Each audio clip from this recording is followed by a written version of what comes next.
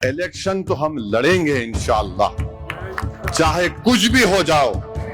जीत हार तो अल्लाह के हाथ में है। कम से कम मैं खबर में जाने से पहले ये तिश्नगी लेकर नहीं जाऊंगा, अरे मैं लड़ा क्यों नहीं। मैं लड़ूंगा इंशाअल्लाह ताला। जमहूरियत के दायरे में रहकर हम लड़ेंगे। तुम्हारी नींद को हराम करेंगे, क्योंकि तुमने बर्बाद कर दिया। तुमने हमारे ख्वाबों को चुकनाचूर कर दिया। तुमने हमसे इंसाफ नहीं किया। तुमने हमको मार्जिनलाइज करके रख दिया। अब वो जमाना खत्म हो गया मार्जिनलाइजेशन का। अब लड़ाई होगी हिस्सेदारी की, अब लड़ाई होगी लीडरशिप की, अब लड़ाई होगी नेता बनाने की, अब लड़ाई होगी मजलूमों से इंसाफ की। और उसी वक्त होगा जब हम चुनाव लड़ेंगे। मुझे कई यूपी के लोग बोलते रहे, साहब कितने लड़ रहे यूपी में। मैं बोला आपको क्यों फिक्र।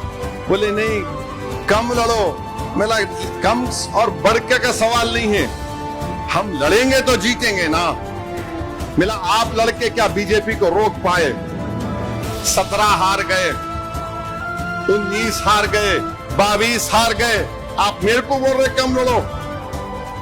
हम जब लड़ते तो ना सामने दुश्मन की ताकत को देखते, ना हम कम ताकत से लड़ते। जो ताकत अल्लाह हमको दिया हम उसको पूरा इस्तेमाल करके लड़ते।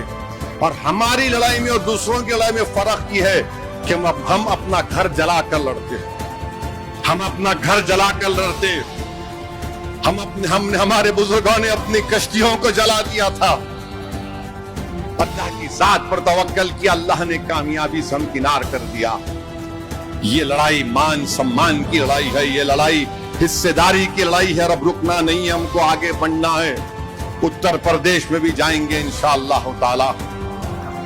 बात करें आदिल साहब को मैं भिजाया था बंगाल के बारे में, उनसे भी बात करेंगे। मगर हमको लीडरशिप चाहिए।